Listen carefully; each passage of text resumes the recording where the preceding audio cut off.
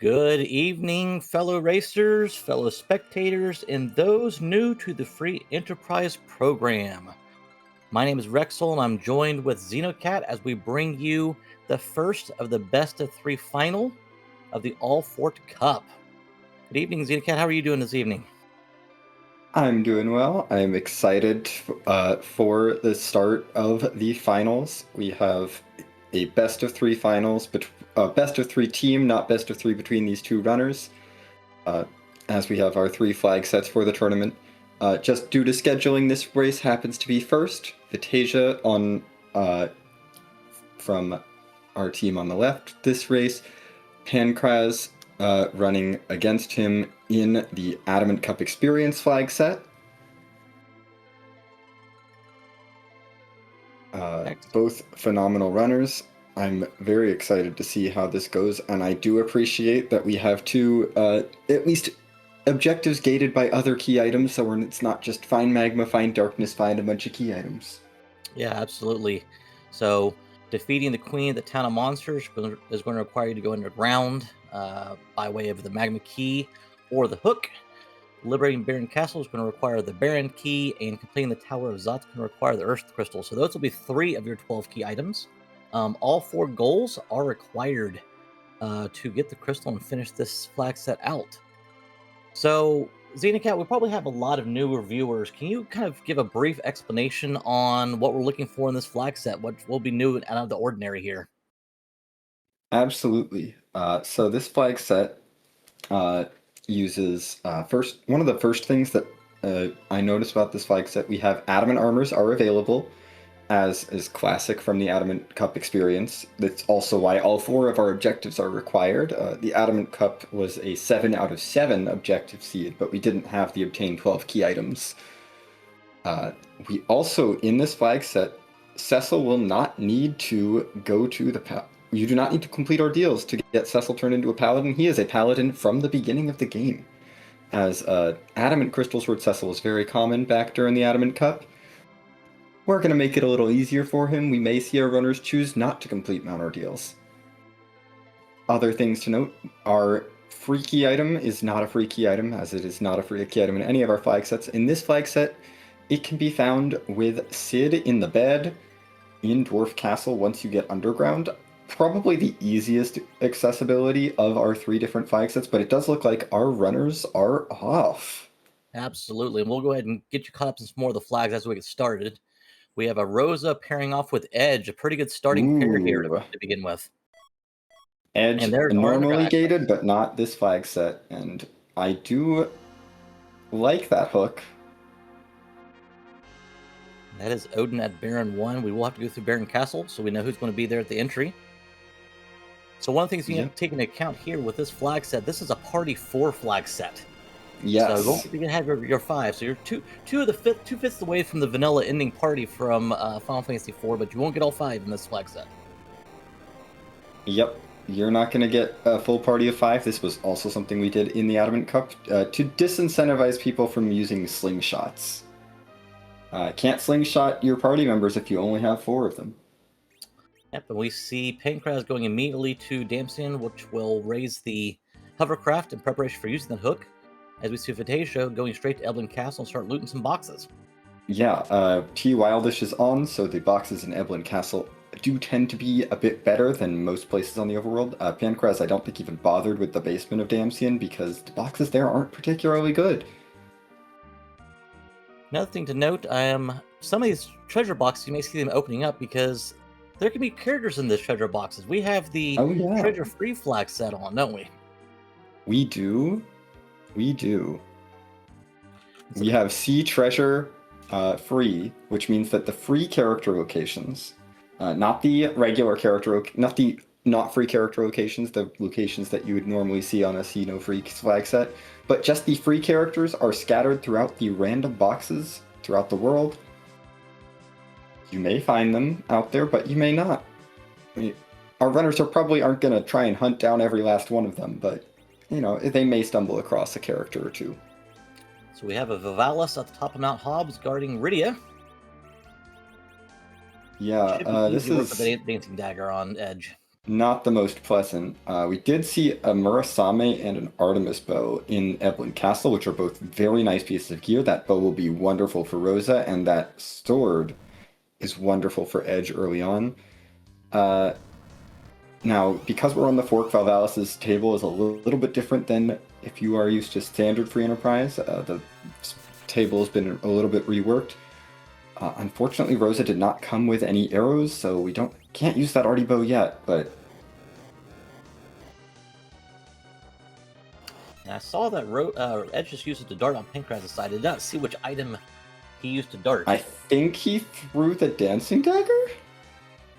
Yeah, I think he threw the dancing dagger that we started with. Yeah, it makes sense. He's going to put the Mura sword on anyway. Yeah, well, Pankraz does not know about the Mura sword yet. Oh, that's true, yes. Not get too far ahead of ourselves. But couldn't do enough damage because he didn't have that Mura sword. Whereas Vitasia's doing like 600 damage a swing. Having that Murasame on Edge gets through the Val fight no problem without having to throw that dancing dagger away.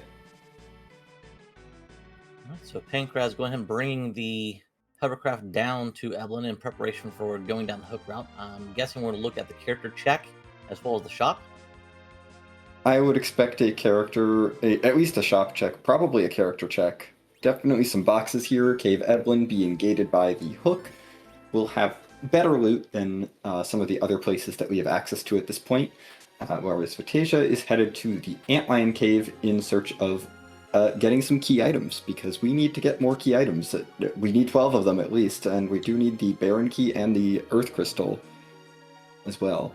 There's Leviathan there in the Evelyn Castle shop, which could be good for radio. And a ninja helmet. That could be good. Yeah, chat bringing up the poison axe is potentially a good thing to throw. It would do so much damage if you could throw it, but unfortunately you can't throw axes in this game. At least most axes you cannot. Heat wall hanging out the bottom of Antlion Cave. Should be quick work here with that Mura sword. Yep. I'm being reminded, right? Hand axe is the only axe we can throw, and the hand axe is not very good. Evil wall is gone, just like that. Getting some levels on our Rydia. Our character is the Black Mage, Palom. Guarding, and there's going to be a crystal at hook. I'm sorry, crystal. I see crystal on the left-hand side there for the ring. We have a sparkle at hook 2.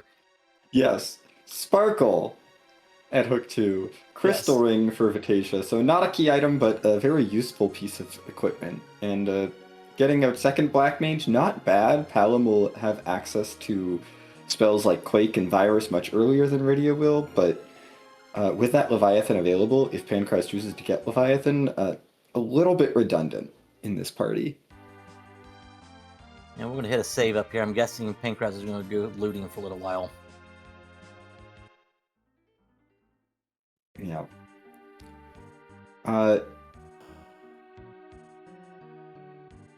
Vitasia's going to go ahead at this point and raise the hovercraft.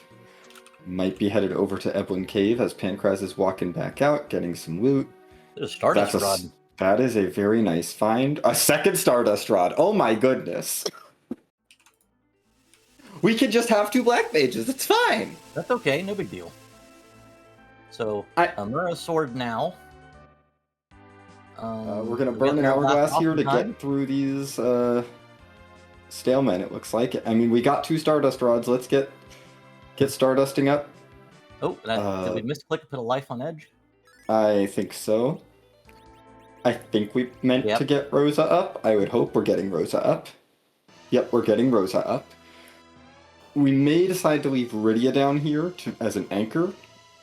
With Palom available, there's not a lot of reason to get levels on Rydia, and we may want to just use her as keep her agility low, use her to set the relative agility for everyone else, and make everyone else as fast as possible.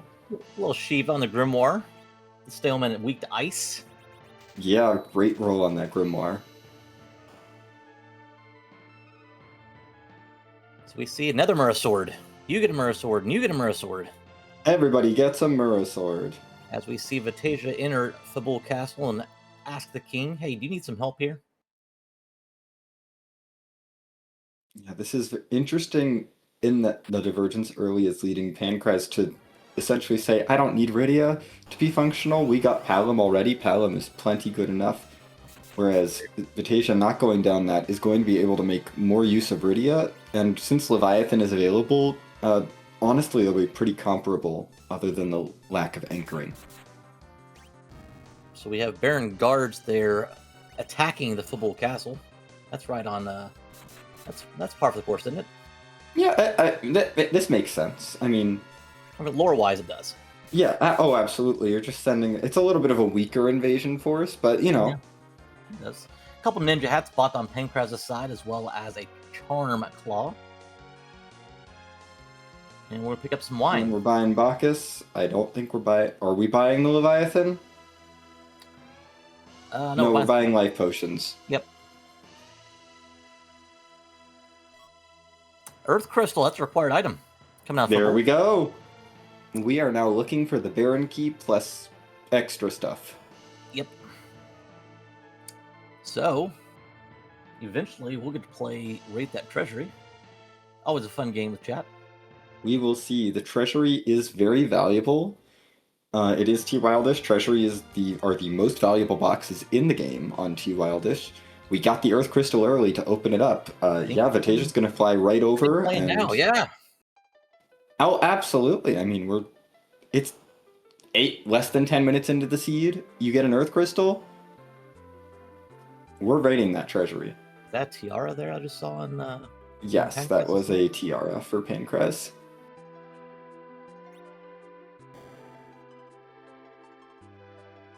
That Mura sword's gonna be less exciting now as xPankraz gets over it. So Drain sword, Yep. defense sword. Okay, defense. Avenger is pretty nice if we get a character that can swing it.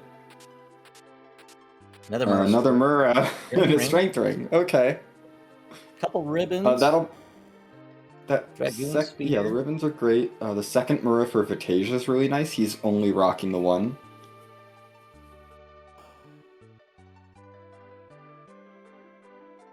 xPankraz looks like is going to be taking on the Mad Ogres now to take that out.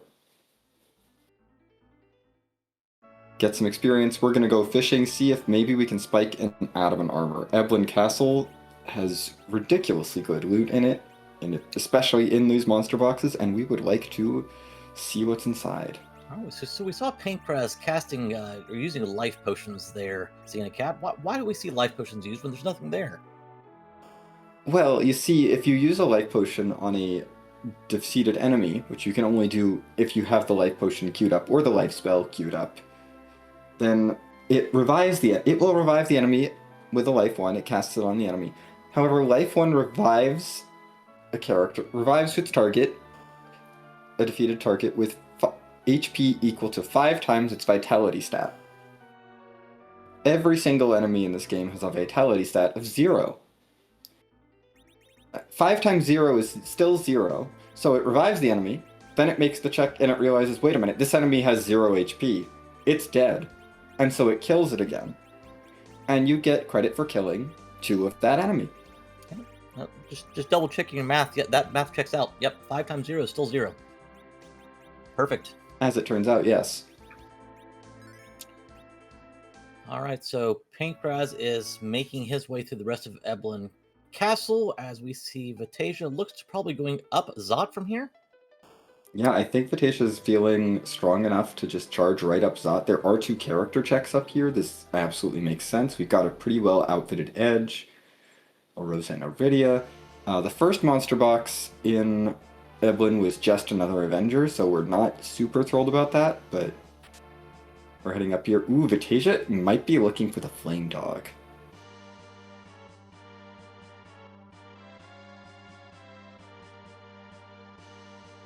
Flame Dog naturally is a monster in a box and Tower of Zot. Yeah. Which not only be not necessarily a great experience, but be a great role for treasure at this point in time. Absolutely. It could be a really cheeky way to spike just a little bit of extra treasure. But Zot's also an objective, so it absolutely makes sense to be going up here. There's an Xcal sword. Okay, that's a big sword if we find Cecil. So Xcal and Avenger together. There's another Artie bow. Vitasia is going into the Trident. opening the first 2 boxes to look for the flame dog makes sense, even if you're kind of casually looking through, unless you're really just trying to rush through and you're done looking for treasure. But going into the trident here makes it pretty clear that we are really looking for getting through this or getting this flame dog on our way through the Tower of Zot. And Vitasia makes quick work of the flame dog. Yep, down it goes. We get just a glass hat. That's nice defensive gear. Not amazing. That Stardust did not take down the cats. Yeah, anything too terribly nasty. A little unfortunate there, but looks like we will be able to get, or Pankraz should be able to get through the black cats no problem.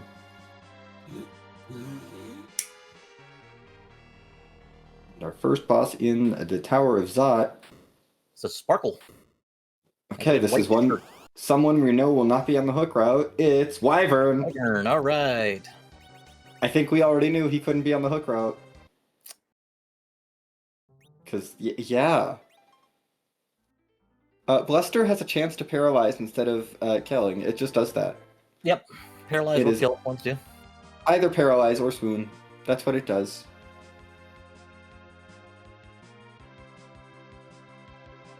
But yeah, Vitasia says, I don't think I can handle Wyvern at this point with my setup, so I'm going to go check on Baron Inn potentially, where we do see Sid and Baigan.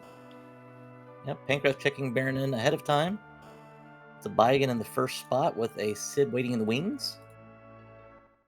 Vitasia following suit. And our second shot's going to be Asura. That could be a little nasty here. Yeah. I think we have a mute knife, I remember. I think Vitasia has mute arrows as well. To go with that arty bow.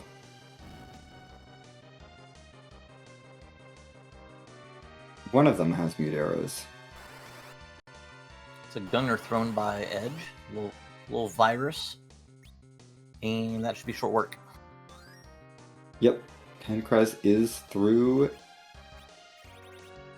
There is a Sid and a Darkness Crystal. Alright, so we have access to all 3 parts of the Final Fantasy IV universe.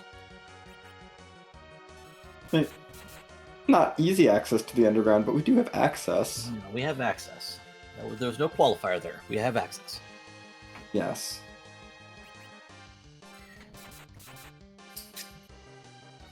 Unfortunately, we do still need to get 12 key items no matter what, and Pankraz will need to get that Earth Crystal out of Fabul defense, though I don't imagine that he's going to fade Fabul forever. No, and looks like we're going to go to the moon. We're going to check that character check. It's another character check. We just got an Excal and an Avenger. We're looking for the guy. Yes. He has blue hair already, too. If we can find Cecil or Kane, that would be awesome. Yeah, Cecil preferably, but Kane is okay.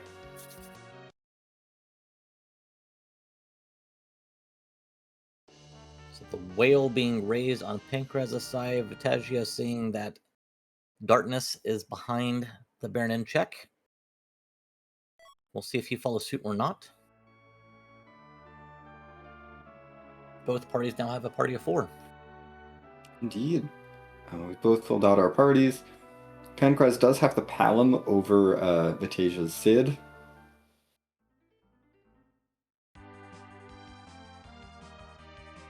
It looks like Pankraz just wanted to raise the whale and then move on.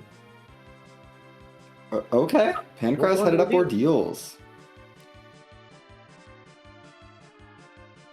It's a bit of a longer check, but... So this is just a key item check at this point in time. This is just a key item check. I guess it powers up Tella. Powers up Tella, or gives Fusoya some... if Fusoya shows up, yeah, it gives him some extra spells. But we don't need to do this to turn Cecil into a paladin. It's just for the sake of seeing what's here. Rosa had a little bit of a sprite thing going on, and there's... Yeah. Rosa doing her best Cecil impression on sprite colors there. Pale dim on the front end of the bridge across Ordeals. Yep. Vitasia going ahead and buying the Leviathan orb so that Rydia can contribute. Leviathan very strong, and Paladin being one of the nastier sparkles as far as countering summons. Honestly, pretty good for Vitasia to see out at a spot as out of the way as Ordeals. So I'm guessing at this point in time, we're buying Leviathan. We have Sid in our party. Sid's going to be our anchor on Vitasia's side, correct? I think Sid's going to be our anchor unless he makes a swap for Palom. Because Sid does start actually a little faster than Palom. That could be a pretty nasty Ruby on the Ordeals too there. Yeah, fortunately we have Virus on Palom, so we are fine. That Ice 2 may be a little dicey. Yeah. Well, good night, Edge. No, he did not pick up the Leviathan orb. Oh well. Oh, not enough money. And down goes the leg. It's gone. And Ruby's gone too. Goodbye.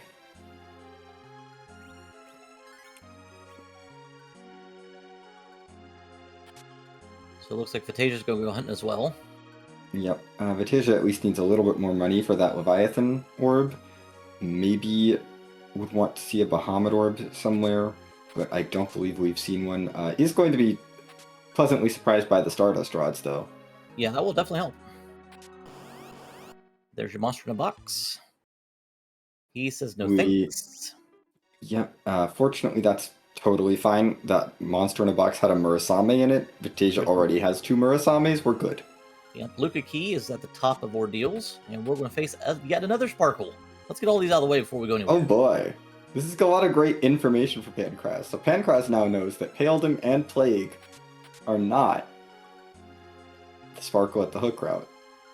Vitasia knows that Wyvern is not the Sparkle at the hook route. Vitasia also knows that the Sparkle is not Wyvern. Yep, we are down to D-Lunars or Ogopogo. I'm guessing we don't want either one. Unfortunately, we have to have one of them. One of them will be there. Yes. Neither. I think D-Lunars are better. You're never going to get the argument out of me, there's Xenocat, ever. I would rather see D-Lunars. Yes, okay, we are buying Leviathan on the way out, so Vitasia has Leviathan. Yep. D-Lunars at least will... D-Lunars we could do frogs. They won't counter Rydia's summon with something super nasty. They just do a little remedy, which as long as Leviathan's doing more than 10% of their max hit points, it's still worth it to cast, because it still will do damage overall. Yes, that's just my own personal PTSD with the D-Lunars. It's not a very objective... They'll be fine. Not a very objective point of view. Yeah, D-Lunars are... There's more ways to manage D-Lunars than there are ways to manage Ogopogo. Ogopogo, you just close your eyes. Pankraz checking out Fabul. Gonna buy a Cat Claw. That is a bold move, considering that we don't have Yang in the party.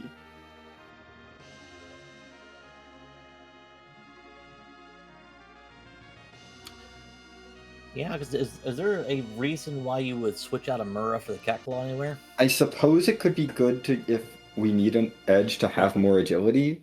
We are rocking double Mura, which does reduce Edge's agility a lot, and putting the Cat Claw on him would bring him back up to neutral just for the start of the fight. So I do see a reason to do it. Okay. But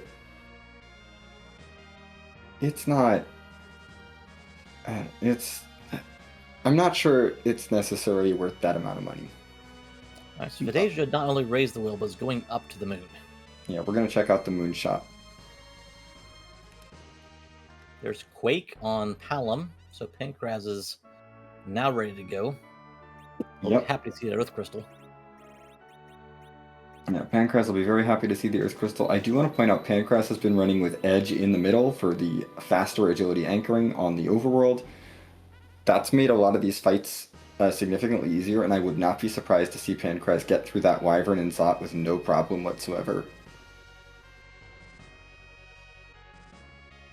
So Vitasia also going to make the character check. You're already on the moon, might as well do it. See who's here. Yeah.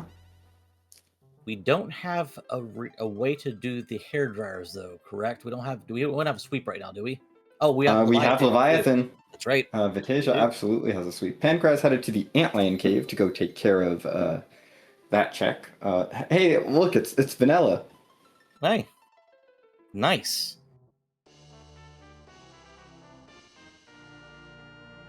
Now there is a Fusoya flag that's on the sequential R flag. Can we explain that one for the group? Yes, Fusoya sequential R means that he will learn his spells in the order that Rydia and Rosa learn their spells from the white and black list, respectively.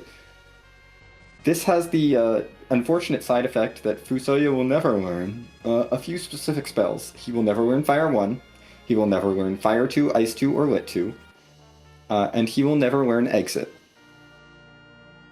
And those are because those are earned through the cutscenes. Yes, those are spells that Rosa and Rydia learn through cutscene and not through levels, so he will never learn them. Other than that, he's pretty darn good. Yeah, he'll learn everything else, just not those spells. And we do get to look at the hair dryers. I mean, we have Leviathan. Here's our hourglass coming out. Never mind, our hourglass is not coming out because Rosa is on the floor. Yeah, that's unfortunate. So Rosa already queued up the hourglass. If you get put on the ground after you've queued up an item, you lose the item. Yeah. So too valuable of an item to lose, and I think that might be his only one anyway. Yep, it was his only hourglass. We need to make sure Rosa doesn't fall over. Looks like we're in the clear this time. Rosa's still up. We've tossed the hourglass. We're going to revive Rydia. Pankraz is going through the Treasury again. Or going through the Treasury. Showing us the Treasury again.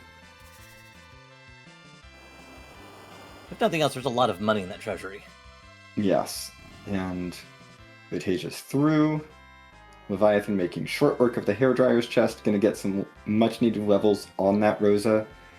Rydia. And that's a Bahamut Orb. That is Bahamut Orb. That makes Rydia that much more viable now. That is really nice for Vitasia.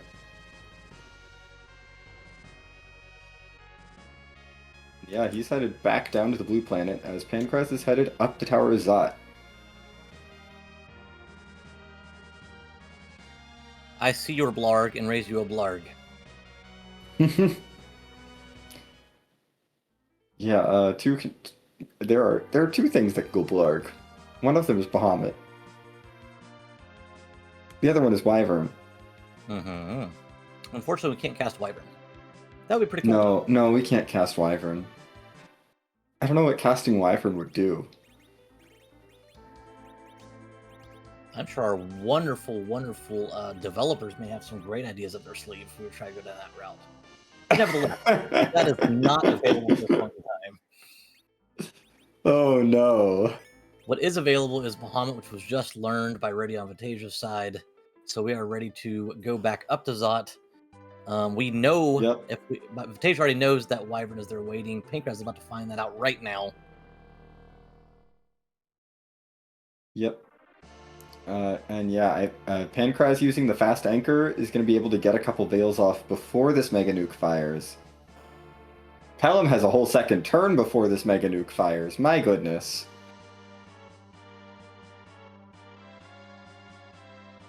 Yeah, edge anchoring is good. It's pretty solid. Would recommend. Wyvern going down. Pankraz, I'm guessing. Are we going to safety save here?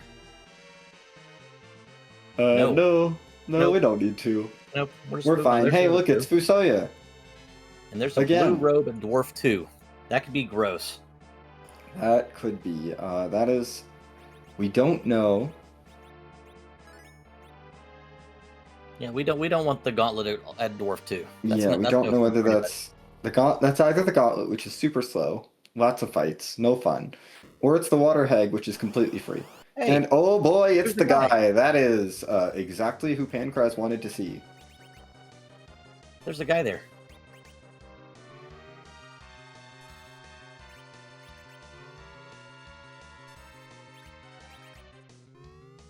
Vitasia dropping down to battle speed 3 to take on the Wyvern this time. Also gets 3 Veils off. I'm sorry. Yeah. So and 3 Veils is plenty here. Down goes Wyvern. that is enough. We see what is Pankraz doing on his side. He's putting a bow on Cecil, and then turning around and putting Excalibur on. What's going on over there? Oh yeah, we often like to go ahead and throw on a long range weapon onto our Zerkers, because the game does. Free Enterprise is great, or Final Fantasy IV is great in that it has, long range weapons can actually hit at long range. So if a character's in the back row or trying to hit an enemy that's behind other enemies, using a long range weapon will be more effective. However, the game doesn't have anything to check that you're no longer using a long range weapon, so it doesn't turn that off, and so now Cecil can hit from the back row like normal with any weapon he wants, including the Excalibur. And okay, we now know who's at Hook 2, because there's Ogopogo. Yeah, about the here in safety Zot. side. Lip 3 should help here. Okay. Yeah, we can get through this just by doing damage quickly. I suppose Vitasia does have an Avenger, so Vitasia is also going to go ahead and take Cecil. Went ahead and ditched Rosa, which is a little bit interesting. But it looks like sword as well. Pankraz did the same thing. Oh yeah, Defense Sword's pretty solid too. Yeah, they picked the Defense Sword out of the Treasury. No Excal. It's not an Excal, but we'll take it. Pankraz finishing the fight up and exiting out just as Vitasia's starting this fight.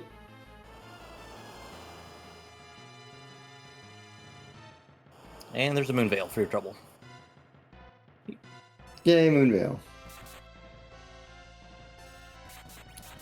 Alright, so basically we can either do moon checks, which is no fun, or we start doing our hook route. Yeah, those are our options at this point, and Pankraz looks like he's choosing Underground.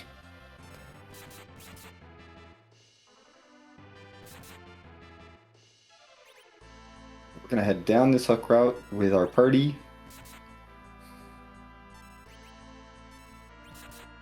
Now keep in mind, Pankraz picked up some ninja hats on the way through the first time around that Vitasia doesn't have, so yeah, that will help as well.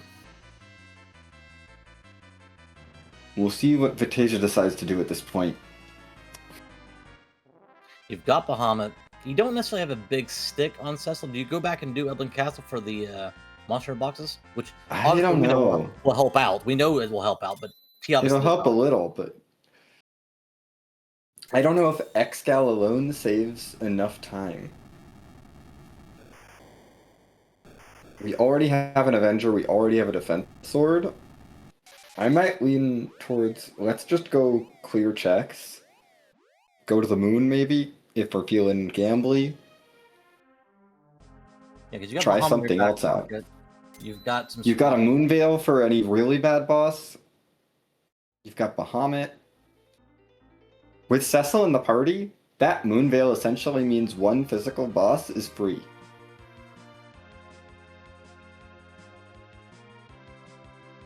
It looks like we're going hook route as well. Yep. Okay, Vitasia is going to skip Eblin Castle. We know there's just an Excal in there, which I say just an Excal. Excals are good. But it's not a Crystal Sword. It's not an Adamant Armor. Yeah, he does know where the Sailman chest is, though. He reset out of that earlier. He did reset out of that one. It would be a little unfortunate if we took it, but it is an option. And there's Turtle. Well, I suppose it's better to see Turtle here than at the next spot. Correct. Oh, cool. We could buy lightsabers if we wanted them, but I think Avenger's basically just as good. We'll be fine. We'll be okay. We'll be okay. We'll live.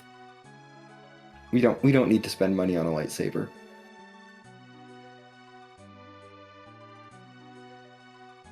Down goes the turtle. I love how it started a whole discussion in chat on having a wyvern orb. Yes. I do like the idea of Rydia being able to summon just a whole bunch of random bosses. Pankraz, having done Ordeals, also has a bunch of spells online for Fu. So his Fu's learn Nuke. I don't know that Vitasia's Fu is going to learn Nuke in time because Vitasia has not done Mount Ordeals. And Cure 4 works here. That's also Yeah, a Cure thing. 4 is pretty effective against Undead, as it turns out. Edge can Flame.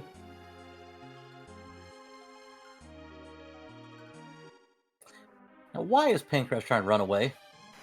You can't run from these bosses. We are trying to run buffer out our actions at high battle speeds like our runners are using to make the battle actually go faster in terms of real time. Sometimes ticks can pass and you lose time to in-game time compared to the enemies while your action menu is being drawn. So running away or getting that can't run menu at least pauses that timer for a little bit and can help save a few ticks. We see Nuke coming out. That's a pretty decent spell. I would recommend that. Yep, down goes one of the D-Lunars. And why is that important? What makes D-Lunars so special with having two of them there? When two of them are there, they can start virusing you a lot. When there's just one of them, they will not go into the virus script.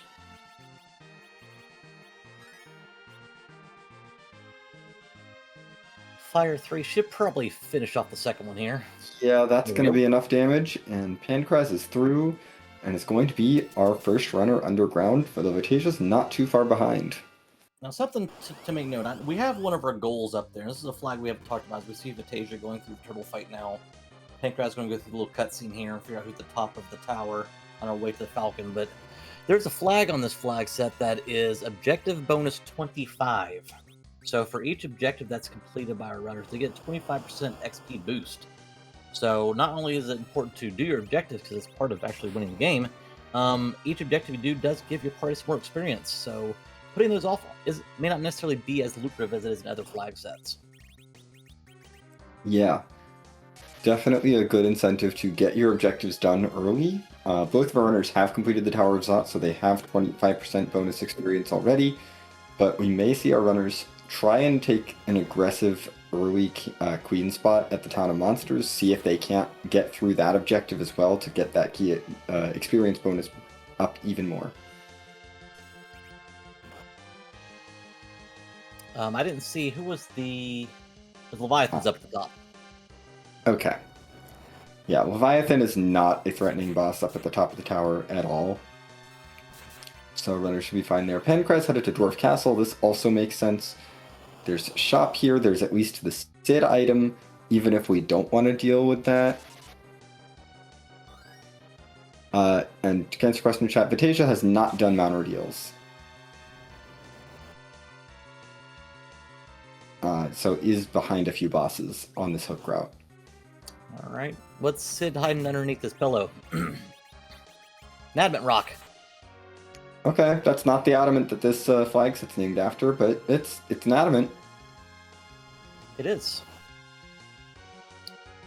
There's a ninja shirt. That's helpful. Yeah. And it looks like Pankraz is exiting out. Maybe. I don't know if he wants to deal with the bosses of Dwarf Castle right now. No, it looks like we are just moving on.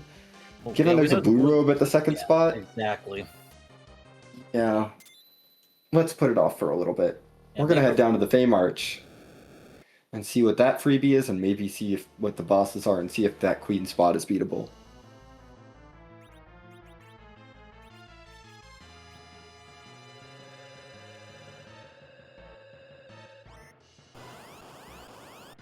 Vitasia remembering to take off the Avengers so that we don't trigger the virus script too early in this fight. And our Fame Arch freebie today is just the pass. I say just the pass. The pass is good. Yeah, it's not a key item, but it's pretty good. There's sirens for sale here in the Fame Arch item shop.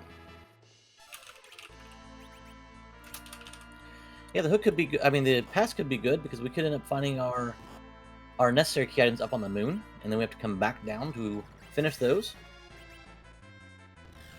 Would save us from having to go back up on the moon to get to Z. Yes. It's generally a faster way to Zeromus than running our way all the way down the lunar subterranean, even if you are up or on the moon, unless you're close to the bottom.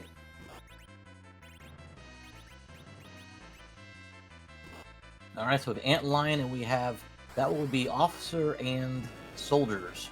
That is a very kind fight at the Asura spot, not so kind at the Leviathan spot. Good thing our objective's the Asura spot. Correct. So we're going to go ahead and throw a coffin at the officer and life glitch him up, and now the soldiers will spend their turns attacking each other and won't bother us. Because the officer doesn't tell him, hey, charge those guys. Yeah, he's not very smart. Okay, Vitasia does get through these two Lunars. Only Edge is alive, but we do make it through. Yeah. And gonna go ahead and cast a Quake, clean up the soldiers real quick. And that's objective number 2. Yeah. 2 objectives down, just gotta find the Baron key and some other key items. There's a life staff for our troubles. I think Pankraz already had one of those.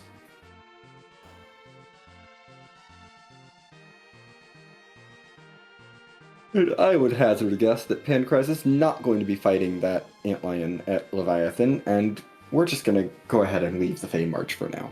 Yeah, we're just going to peace out later. Are we? We're taking a nap. We're taking a nap. You have a moon veil. This is... You could use the moon veil to get through this, I guess.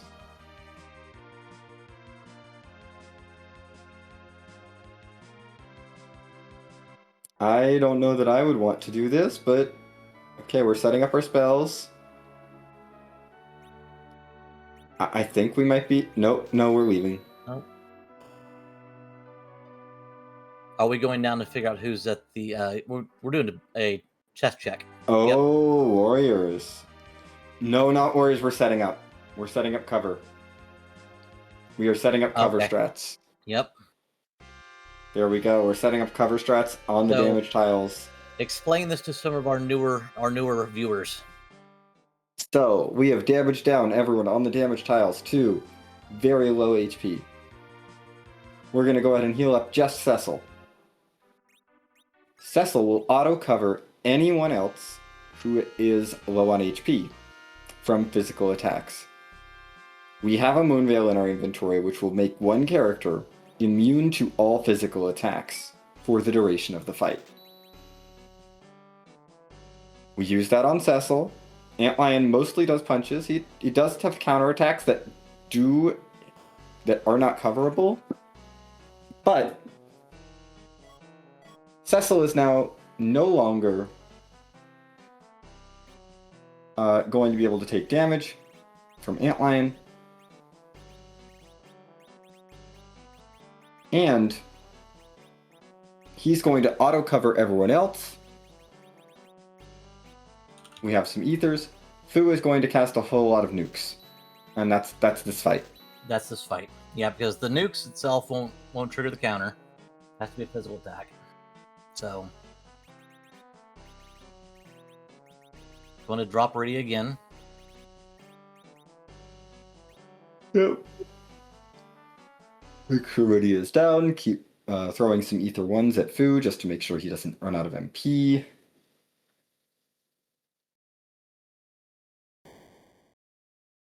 As Vitasia is going to Dwarf Castle. It's King and Queen Evelyn at the first spot. Okay. That's a very nice find at the first spot.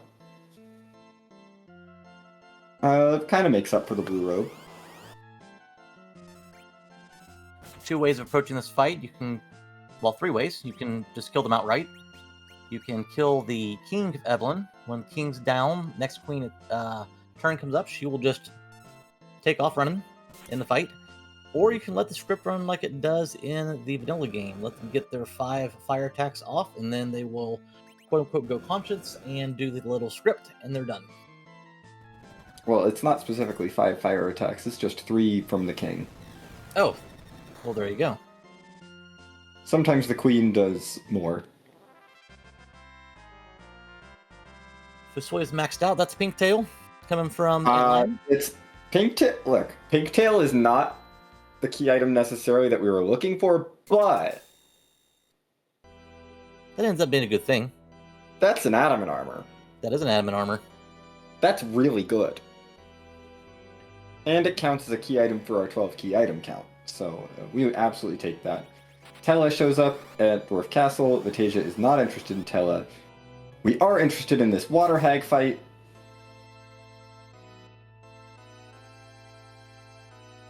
Which means our other blue robe's going to be the gauntlet.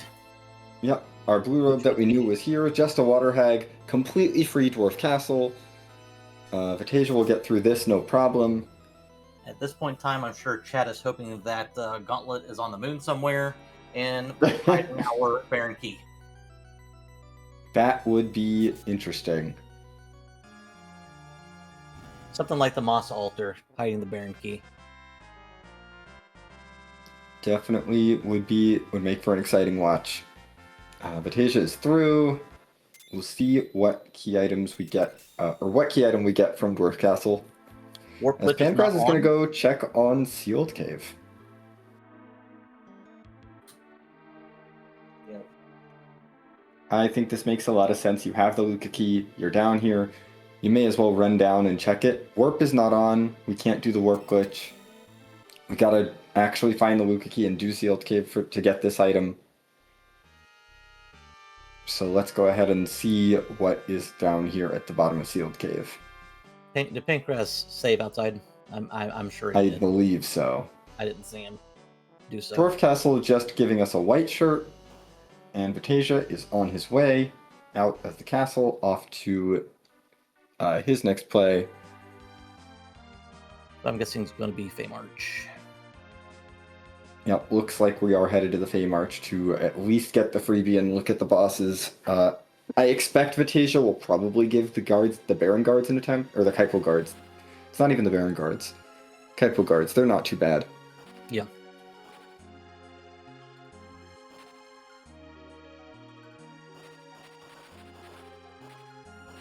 To answer a question in chat, there is no tech to swapping our overworld sprite. It's just runners keeping their fingers active and pressing R to switch their character on the overworld.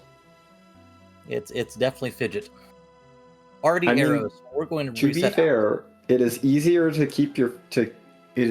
for you to keep moving your fingers quickly for the menuing if you are also already moving your fingers by pressing R a bunch to change your characters. Yeah, so just already arrows at Sealed Cave, so we didn't even check to see who the boss was. We're just going to say later, we don't want these, we don't need these, we don't need to waste the time, so... Yep, and that was why no point in fighting that boss. We're just going to nope right out. I'm guessing Pankraz is turning the Pink Tail now. Yeah, I think that's what Pankraz is going to go do. We're going to go ahead and turn in the Pink Tail, get our adamant armor. We have a little bit of a choice of who to put... Oh, never mind. We're going to go check Sheila first. Yeah, Sheila actually first. In case it's the rat tail. Mm-hmm. Check this in case Sheila gives us the rat tail. It's not like the adamant armor is going to save us time while we're walking and talking. Vitasia making his save, so we'll see him go down there and check the bosses.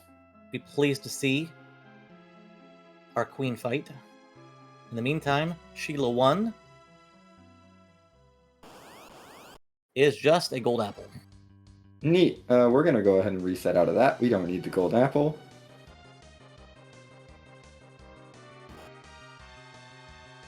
Let's go get our adamant armor, shall we? Yep. And Vitasia opting just to use stone since he has Fu in the middle slot. I think that makes a lot of sense. Chance I could miss, but... There's the adamant armor for Pankraz. Stone lands. Vitasia is through that fight. We'll see if he wants to take on the Antlion spot or if he just decides, nah, probably not worth it.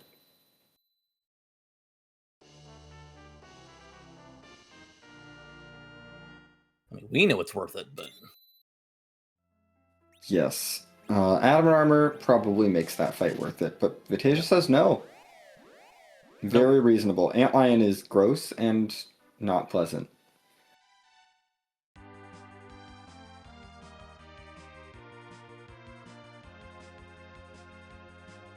We're doing Tower. Vitasia is headed to Keyless Tower. This is a little bit spicy. I like it. We're doing some... no, sirens were available. Are we just doing it for the items at this point in time? I think we're doing it for maybe the items, or grabbing a few boxes on the way up, just the close ones, to see if we hit one of the monster boxes. Not really worrying too much if we don't hit the monster boxes.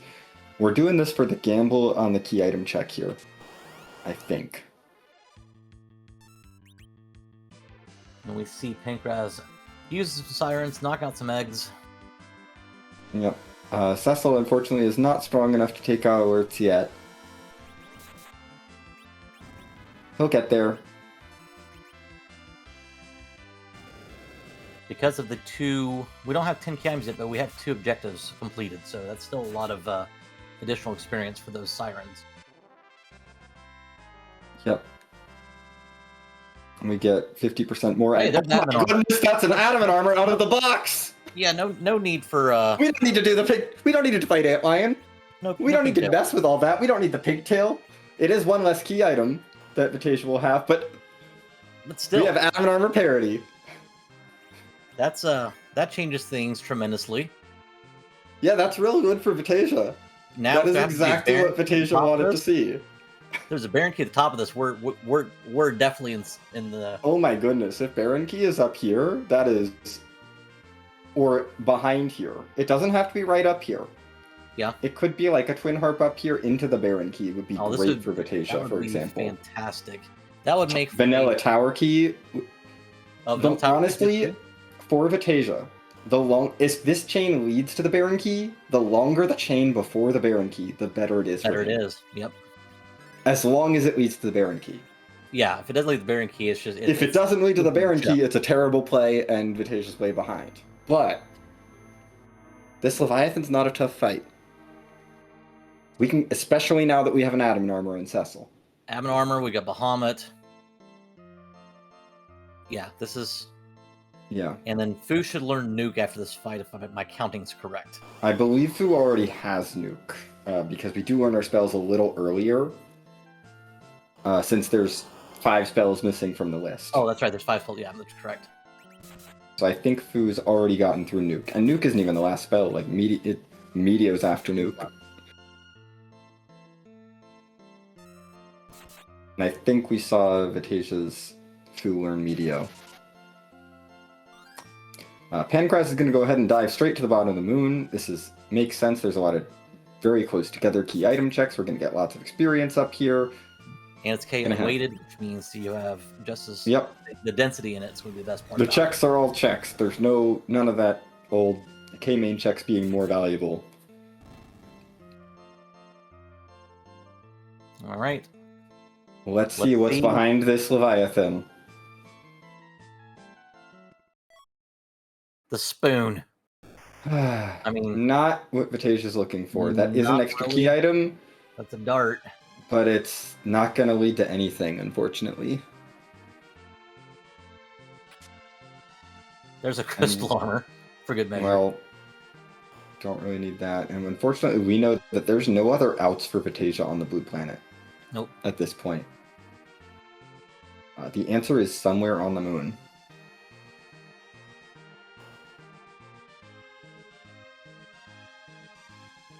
So Pankraz has a decent lead at this point. Yeah, because Vitasia still thinks Antlion's an option. Yeah, Vitasia has Antlion as an option. Vitasia has Ordeals as an option. Vitasia has not yet done Sheila 1. That's a pretty free fight at Ribbon Room. Yep, we're gonna go ahead and do this Dr. Luge. Not too bad. He's just gonna talk a lot. We call him Dr. Dialogue for a reason. Oh yeah. There's so much extra dialogue in this fight. Yeah, if you're Vitasia, you're going to the moon at this point in time. You're Yeah, hoping that it's on the moon. You don't want to lose as much time as you think you've lost. I think you go to the moon with the phase that he's made. He go to the moon. Hopefully, Vitasia goes top down for some divergence. I guess we can talk to Sheila. Oh no. Oh no. Well, we're doing ordeals. It won't be terrible. It's not going to take forever, but it's not going to take a long time. We're going to get through this quickly, but the count on plague will take an extra couple seconds in the mirror room. And the Luca key is a key item. It's not value. We do need 12 of them. We do, but that will just send Vitasia on another witch hunt for. Yeah, fortunately, the walk down Sealed Cave isn't too long either, and Sealed Cave is not a key item. And to answer a question in chat, we have a flag on that makes Cecil a paladin, even if you haven't done Mount Ordeals for this flag set. Which is why Cecil is a paladin as we're coming up Mount Ordeals. Alright, Written Room will give us the pan and the magma key. Neat. Magma key is a key item. The pan, though, yes. Could be the something pan more. Opens up more stuff on the blue planet. 1, 2, 3, 4, 5, 6, 7, 8 key items on Pankraz's side. We are 2/3 of the way there. This is the White Spear Altar. And once we get to 10, we will start getting doubled experience, and that doubled is multiplicative with our other bonus Dark Elf of 50%. Yes, there are so many flags most to be aware of as we wait for Dark Elf to do his thing and Rubicon to do his thing. Join our Discord. Discord. We have quite a few opportunities for our newer runners to get used to some of the newer flag sets and get them involved in free enterprise. And then from there, you just sort of progressively add flags on to make it more interesting and variant to have fun each time you roll a seed. So don't miss out on that. It may seem a little overwhelming at first with all the flags that are available to you, but we do have a great community. There's another adamant armor. Wow, another adamant armor. Great. Oh yeah, and the generator page is great as well for exploring all of these different flags. This is generated through a fork, so it's not on the main generator page, but the generator page is great for just clicking on a flag and you get a little description of what it does. And it really shows how customizable free enterprise is as a randomizer, where you can choose what you want to randomize, what randomization you want to use for everything. You can choose any of our tweaks. There's so many little tweaks to choose from. It's truly just one of the things I love about it so much is that there's truly a way to play for everyone because it is so customizable. And there's a not so difficult Murrah Altar. We're going to bounce some spells off of Cecil here, which will keep the elements from turning phases. Yep. The elements will only turn phase if we do a direct attack, but we're not. If we don't do a direct attack, they'll just stay in this phase for the duration of the fight here at this Massa altar. Which also decreases the health pool as well. Well, yeah. If you don't have to deal with anything past the we don't have to deal with anything past the ruby phase if we don't reflect. If we just reflect. We won't even see Rubicon show up, but they have a sneaky script that refills their health as they transition from Rubicon to Kinazo. And down they go.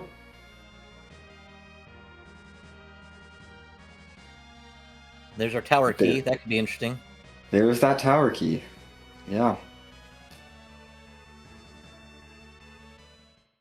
Are we going to see Pankraz exit out and go top down, or we could walk to the Crystal Sword Altar first? I think we gotta walk to the Crystal Sword Altar at this point. We're not gonna leave that behind. We'll see what Vitasia does as he heads into the Lunar Subterrane. For his sake, I hope he goes to the Murrah Altar, but at the same time, we've had quite a few key. We've had a couple or 3 key items down here at the bottom already.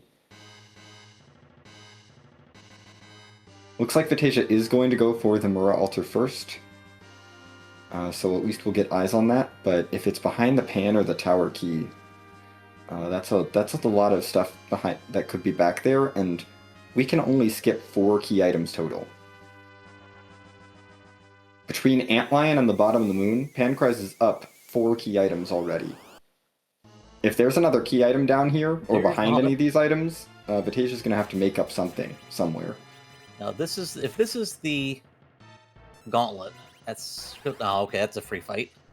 That's the karate fight. That's completely free. The outscript is still in, if we have Cecil in the party, which we do. So after the second kick, you hit him with Paladin Cecil, and he says, ouch, and then the fight's over. Otherwise, you got to do all the damage. I was kind of hoping for Vitasia's sake that was going to be the gauntlet. That would have been a very nice out for him, but unfortunately, no. It is just an Excalibur, which we already have. It'll be nice for Vitasia to get down there, but Pankraz already has one. Going to go ahead and exit out. Vitasia is... We have not seen K value yet. We'll see. Pankraz might go back in for the Mura altar, which is the Twin Harp. That's spicy. If you're Vitasia, do you just go check it? I don't know. Scum save? There is a part of me in this kind of matchup where if I'm feeling behind, I might say, you know what, the bottom of the moon can't be the answer. Let's go see what the Twin Harp has and hope that that leads to everything. But I think the odds are so low at this point that we gotta dive deeper, and Vitasia is making that play to dive deeper. Yeah, he'd have to come back anyway. You're right. Yeah, I really don't think you can go chase it. With having left behind, I think, only the king spot of the Fey. Yeah, the only thing you think could happen would be is if you went Harp to like Baron Key to Rat Tail to Tower Key or something like that. That's you're thinking like it has to chain through like almost basically every other key item, and that's probably not going to happen. Now, could Vitasia bail after doing Ribbon Room and maybe White Spear or Masa? Sure. Yeah. I think there's a very real world where Vitasia skips the Crystal Sword altar after getting the Pan, the Magma Key, and maybe the Tower Key. Yeah, because Vitasia didn't check Sheila 1 yet. Although we're going to the Crystal Sword altar first, so never mind. We're gonna take the Crystal Sword altar, I guess. Which, I mean, the X-Cal will be good. We'll have an X-Cal. That's gonna be nice. And then Vitasia will also get a second Adamant armor from White Spear, but are we checking value? We are going to check value. Pankraz is doing the thing that you do if you feel like you're ahead and you have a solid lead. Don't leave any chance for your opponent to catch back up. Clear everything methodically. Don't give your opponent that out. This Avenger almost hurting Vitasia at this point in time. Well, it's fine for this fight. Well, it's slowing Yang down from attacking. So I suppose a little bit. Yes. Pankraz is going methodically, but also slowly. But here is a gauntlet.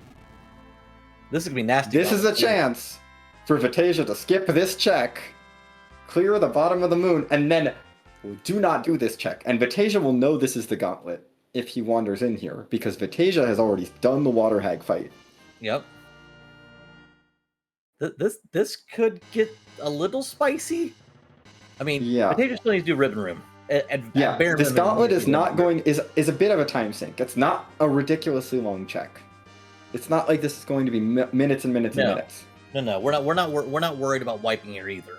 Pankraz is going to get through it. I don't think there's going to be a wipe at all. Yeah, it's an inconvenience.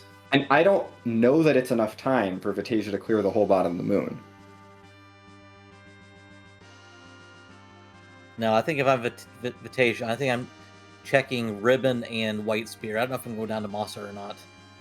That's tough. We may want to just clear everything down here while we're down here. But it's very possible for Vitasia to just go ahead and skip the Cape Bahamut check, which would be probably the right decision, unless this is the Baron key. Yeah, our wonderful tracker, Roddy Rice Sniper, pointing out that this is basically a grind for this seed. They're getting lots of this is all we need. So this definitely works. And Anthony also chiming in. He's our restreamer, so make sure we give a shout out to them too for helping us make this possible tonight. Absolutely, the show would not be happening without our wonderful behind the scenes folks.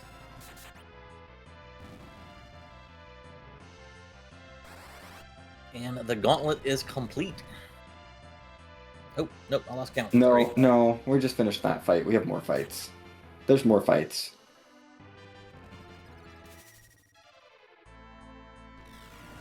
The gauntlet's not fast. No, it's not. Pankraz definitely make it look fast, though. Yeah. Vitasia's almost through this Dr. Luge fight, which will be one of these fights down here at the bottom of the moon. Yeah, this will give I think we're on the magma key. Yeah, I think we're on the fourth fight of the gauntlet. So is this situation? Is there a reason why Fu is not using stone here? Does stone not work on the gauntlet?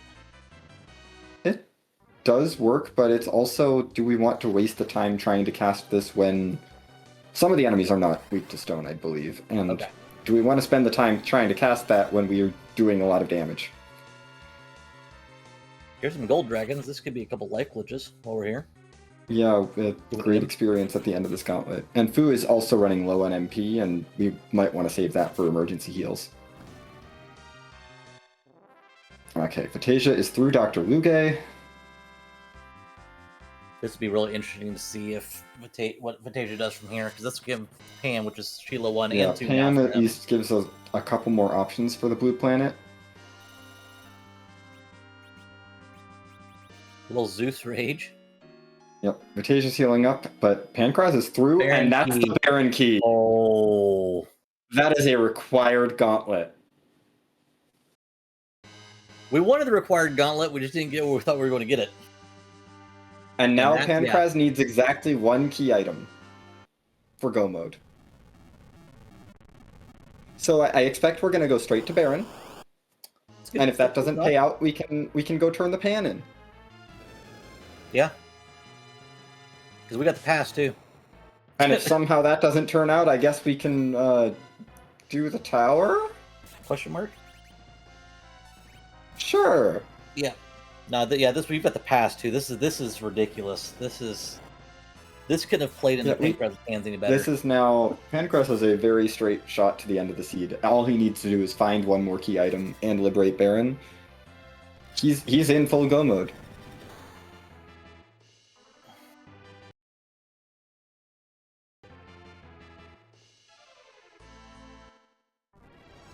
Vitasia's gonna keep clearing out the moon, and we'll make short work of it and get through the bosses just fine. But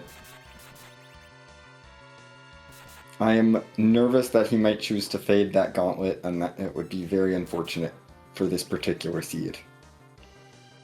Yeah, so I mean, the only thing that could chain here would be the rat tail into something else. The other three are terminal key items. Yeah, but I mean, it doesn't matter. He just needs one. Any key item is go mode. Yep. We have not done Baron at all. We have not done Harp. We have not seen what's behind the pan. We haven't seen the tower cannon room either. And we haven't seen the super cannon room. Yes, those are the options that we've not explored at this point. So I think there's 2 zonks, if I'm doing my math right. No, 3 zonks, because we have seen where the spoon is. Yep.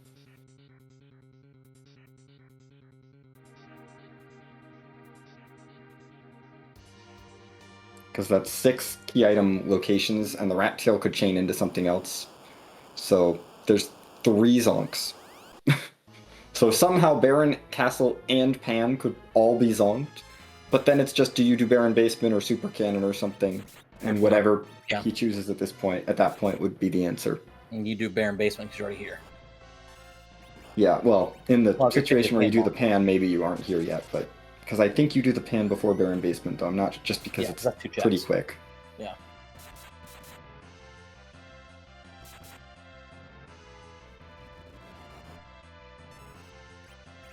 Especially in the situation where you're looking for just any 2 key items. I'm going to go ahead and use a Kamikaze to skip this crumble. Not like Cecil needs the experience from this spot. That spot normally crumbles away really slowly, but if you use a Kamikaze, it doesn't crumble away really slowly. It just goes poof. Mm-hmm. The Kamikaze does have to do enough damage to kill it, but... Yeah, that's Baron Castle liberated. Vitasia's made it through the entire moon, except for Cave Bahamut. And this is the thing.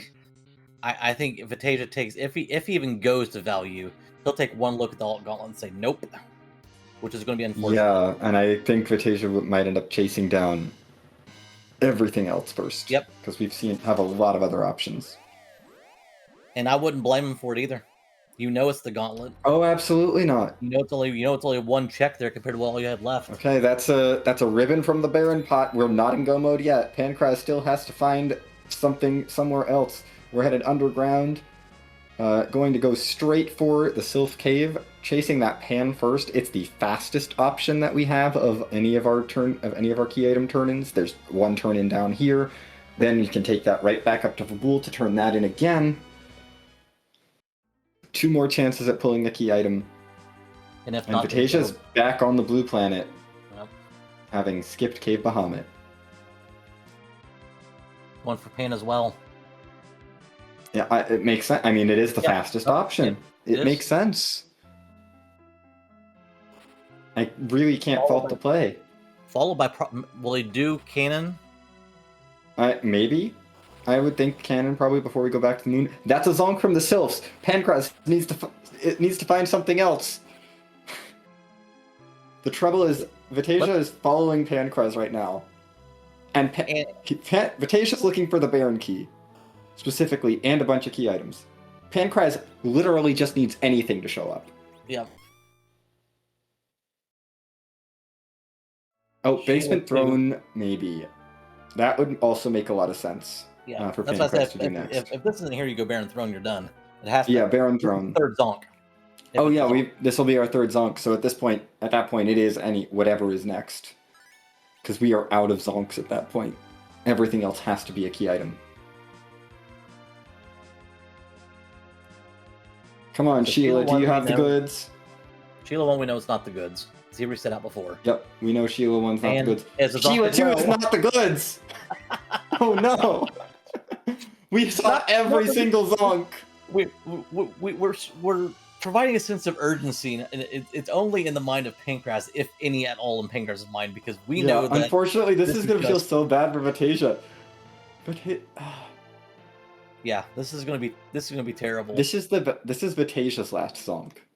Other than the zonk that's at the objective, I think Vitasia that's every single zonk for Vitasia. I think Vitasia goes to Harp after this.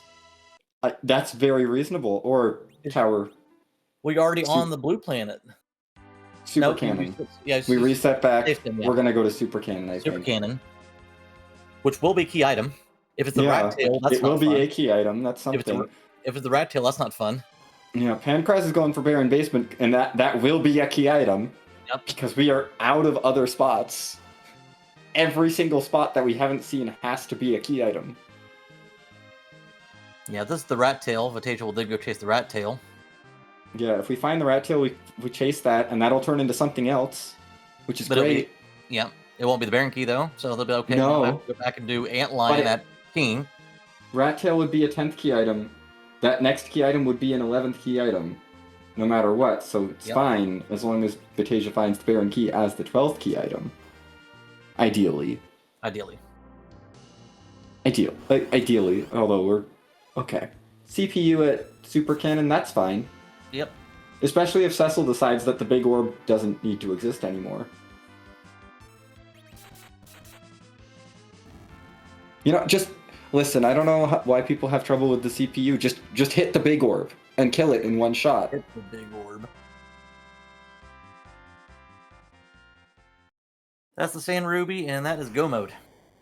That is Go Mode. That is the 12th key item for Pankraz. And the 13th key item in the Crystal. And the 14th key item, not until 5.0, is the Pass.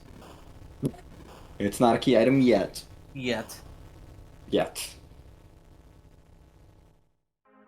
Pankraz will be trying to get out of Baron as fast as possible to go fight Zeromus. Vitasia is running out of the Super Cannon room. We know this will be a key item of some sort. Just not the Baron key.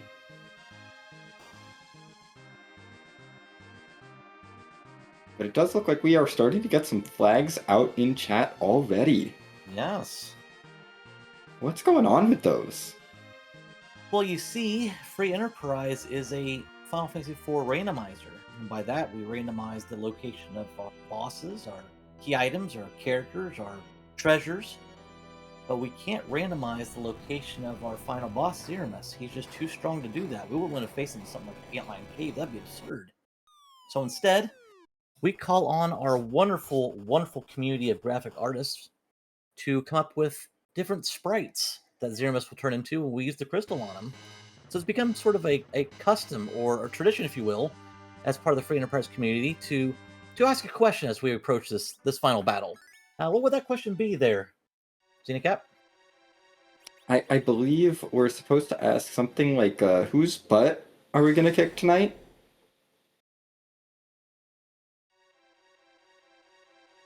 We see Pankraz and crew approach this fight at an hour 14. Yeah, blazing fast.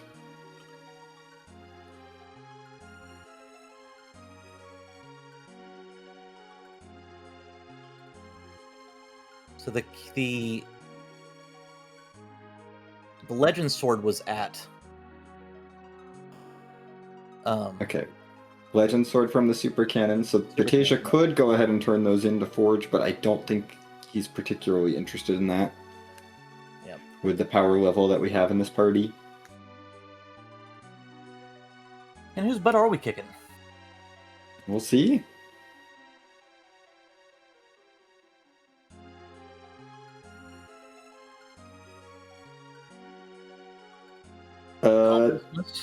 Gobblesmith. Okay. We're just going to throw a turkey head on Golbez and call it a day, huh? Yes. That is what we're doing. It's not a bad way to trigger a counter. Just deal 9,000 damage in a nuke.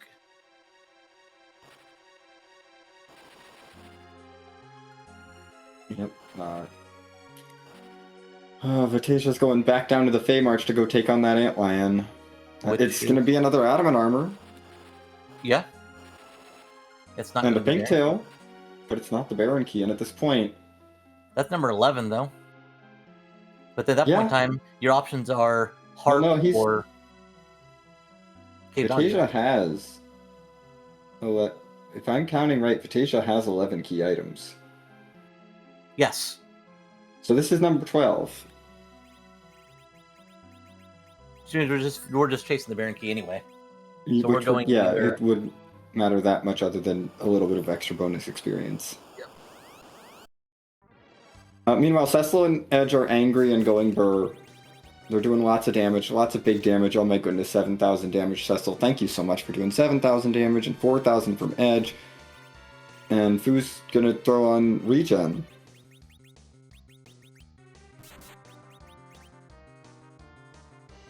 While we're chipping Regen, an ability that we don't see very often. There's rocks. We are so close now.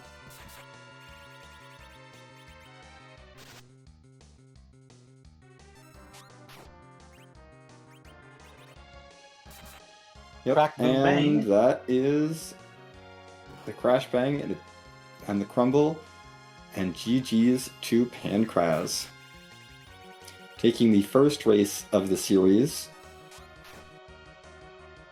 with an official time of 1 hour, 16 minutes, and 54 seconds. That was a master class.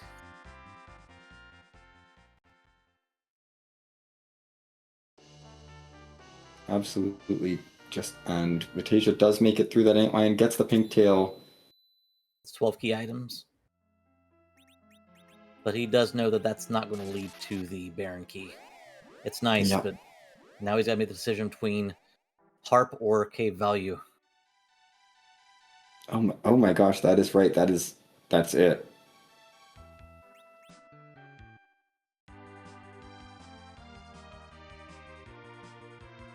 I mean, Cave Value is obviously the quicker check. Yep,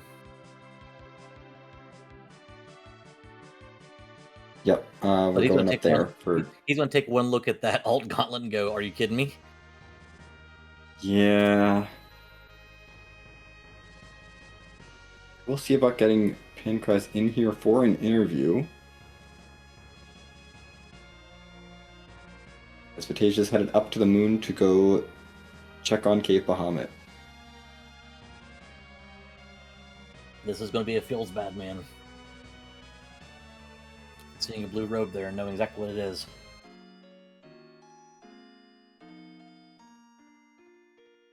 In the meantime, if you like what you see here, make sure you do follow your runners. Vitasia and Pankraz, very active and long members of this community. Very, very talented runners. Very, very kind individuals as well. So make sure you give them a follow if you haven't done so already. Our restream team here, we have Ruddy Sniper doing our tracking for us, Anthony doing our levers in the background, restreaming for us, and of course myself, Rexol, and Xenacat on a commentary. We appreciate you guys hanging out with us at the All Ford Cup final. This is match 1 of 3.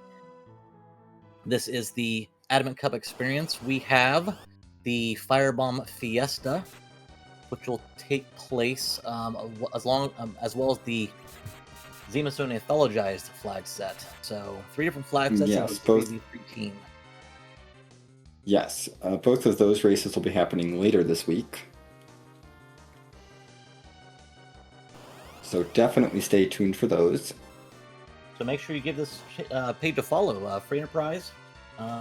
Give the channel a follow, that way you're notified when we do go live with that. In the meantime, we see Vitasia going ahead and saying, "Yep, I guess I do need to take this. I'm here. Let's go for it." Yep. Ooh, that was nasty. Vitasia is going ahead through this alt gauntlet.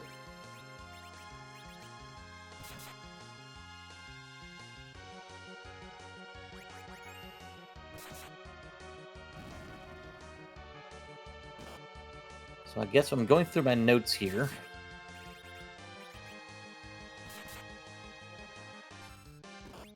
That means Magnus is going to have... Magnus has to have the rat tail. And that has to turn into the package. Yep. That is how the key items have to be laid out. Yep. Well, there you go. As we see on Pankraz's screen. Yep, there's the rat tail turning into the package. So bosses we didn't see. We didn't see D-Mist. We didn't see Octomammoth, Mombomb, Mylon, DKC, the Dolls, Golbez, and Dark Imps. I mean, I'm not really threatened by any of them showing up at, like, Cave Magnus, which is the only boss spot we realistically could have seen that was left. There's that rat tail in Cave Magnus.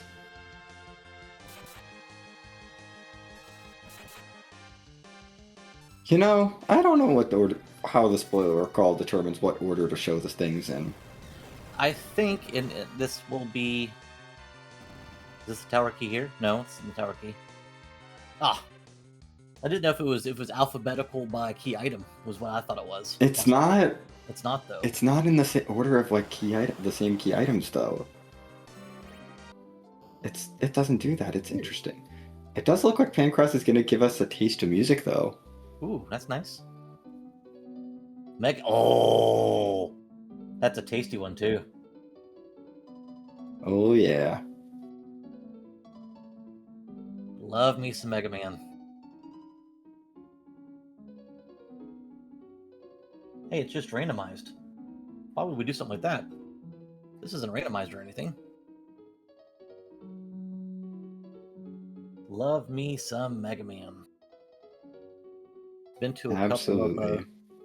couple of concerts where they do speed running to various games, and the band is playing the music to the game as they're running it. That's fantastic.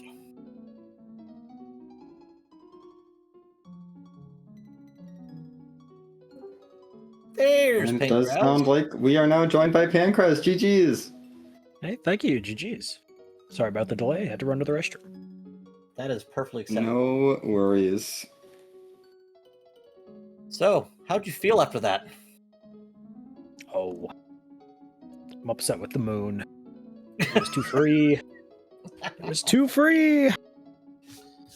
Listen, we can't put all the hard. We got to put all the hard bosses early so that you can potentially struggle with them. Oh yeah, like all And five. then the moon can sparkles be before the free background. for the thing that you need to get through for the required key item up there. Just do gauntlet forehead. Why didn't I think? Yes, of it? I did think of it. It worked. Yeah. All you have to do, just do gauntlet. We were Fight the gauntlet. we It's were that not It's so simple. we were not as happy to see that value as we were if we'd have saw it at, say, Crystal Sword Altar. But we'll take what we can get. Exactly. Vitasia just got the Baron key, so he'll be heading to the Z fight once he liberates Baron Castle first. Vitasia also knows the maxim. Just do gauntlet. Unfortunately, Vitasia did, I think, everything else except first. for Twin Harp. Yep. That's usually the second part of the maxim. Yeah. Yeah. Yes. So let's talk about a couple of the fades that you did early on. So we were hoping, for sake of viewership, not for against you, for sake of viewership, you went to the moon and Vitasia went to the top of the tower. Obviously, you're not going to do tower unless you absolutely have to. But the reason why I bring that up is you took both bosses at Feymarch. Was there ever a thought process where you said, I'm going to leave Antlion there? Or did you say, I've got a Moonveil, let's go ahead and do it now? I was thinking about it. My plan, as I'm going down there, and part of why I went to Feymarch so early was because of that Moonveil. I was like, okay, I can use this against the Asura spot, knock out my objective, and then we can see about, King's spot. Turns out Asura spot is coffins, so that's great. And you kind of saw me do a little dance in Feymarch where I'm like, do I want to? Do I? Mm-hmm. And then I went and I used my stack of ethers to nuke it down. I decided, it might as well just knock it out while I'm down here. We can do it. We have the Moonveil for cover strats. We have the stack of ethers. We have nuke. We can, most things are doable. And it paid off nicely with that adamant armor through the pink tail. Yep. Yeah, it worked out very well for you. Fade. Was the blue robe the reason why you faded Dwarf Castle? Oh, 100%. Okay, that's what we thought, but wanted to verify that. So yeah, I mean, it made sense that there's a blue robe there. Unfortunately, it was Water Hag, and the first spot was King Queen. Oh, how pleasant! Yeah, it was. Hey, it's Dwarf Castle. It's completely free. Nuts. It was a reward for all those sparkles early. Is what it was. Yeah, there was no key item there, but if you wanted a free white shirt. I had 4 of them by the end of that seed. What's another 5th one? I can have one with every one of my work outfits. Adamant armors, Murasame swords. Oh god, so many Murasames. So many Murasame. I had 8. I sold one, I think. We saw so many. There was the one in Eblin Castle, there was the one in the Eblin Monster Box, there was the one in the Treasury. They were everywhere. We used a couple others. It was ridiculous. 3 adamant armors, because you had the one in Tower Babel's Monster Box. Oh, well. yeah. There was alerts hidden. There was an adamant armor in one of the alert boxes that Vitasia found. Yep. That's where they were hiding. Clearly, just blow up alerts. Why didn't I think of that? I know. And, when you're on your visit to the Tower of Babel, you never did. That's why I didn't think of it. I stepped foot there briefly. I fell through a hole in the ground, and This is true. And that was that. That was that. You fell through the Right. hole, you saw the Leviathan at the top, you said, I don't need to do that right now, and then you didn't do it. yep, don't need to do whatever. Smiley face. Yeah, and you missed out on a spoon. Could have thrown that at any number of things. And if you'd gone back after the moon for some reason, you would have gotten the legend sword, which also did not matter. Well, that was the plan. If Yes, the what's the word I'm looking for? Cave Bahamut spot didn't pay out, was to clean up the 2 Earth checks that I've left behind. Kind of, Yeah. okay, it's not directly on the moon. I've had a 11. Well, I didn't know about a gauntlet at that point. Haha. But like a 10 to 12 minute moon clear, which is ridiculous. Like it's super efficient, Yes. very fast. I'm Yes. like, okay, I could clean up whatever's on Earth and then start chasing the moon stuff, because either it's on Earth and I skipped it, in which case, well, hopefully that efficiency was enough and I'm ground now, so haha. Or And you it's there's got, something like- on the moon and I'm in good shape. And instead, it was But just on the at moon. that point, you'd also had, like, even before Gauntlet, you had, like, 4 key items on the moon already. Yeah.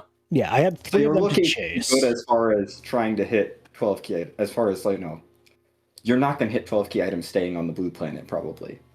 Definitely. And there was only one chaseable key item left other than the Baron key, which was the rat tail. I had everything else at that yeah. point, so I figured, yeah, we'll just clean things up. If worst case scenario, we'll clean things up. Best case scenario, hey, look, it's a Baron key. And surprise. Yep. And then, of course, the game decided to try and keep you from getting a key item as long as it could. As long Yes, as it possibly did. could. We did the math, and it was like, well, there were when you went to Baron Basement, there were no options that were not key items left. Yeah, we knew you were getting one. So I would be remiss. Actually, I'm going to ask you a twofold question here, Pankraz, if I can.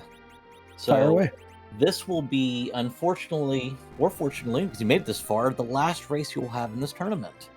So first thing I'm going to ask is, what was your tournament experience like? How did you like it? Oh, I enjoyed it greatly. I got to play with friends, and then I lost a friend, and then we played with a new friend, and then we got another new friend. It was the wackiest time. But yeah, it was a blast. I mean, going through playing and getting here to the finals is always great.